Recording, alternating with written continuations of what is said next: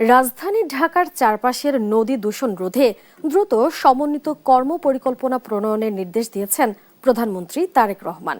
বৃহস্পতিবার সচিবালয়ে এক বৈঠকে বুড়িগঙ্গা, তুরাগ, বালু ও শীতলক্ষা সহ ঢাকার আশেপাশের নদীর দূষণের উৎস এবং দীর্ঘমেয়াদী সমাধান নিয়ে আলোচনা হয়।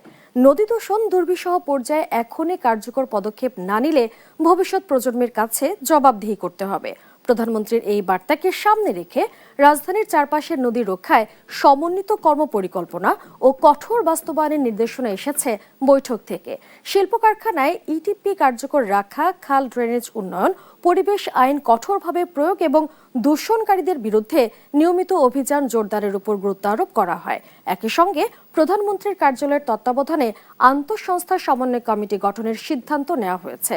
সভা শেষে বিস্তারিত সাংবাদিকদের জানান ঢাকা দক্ষিণ সিটি কর্পোরেশনের প্রশাসক আব্দুস সালাম।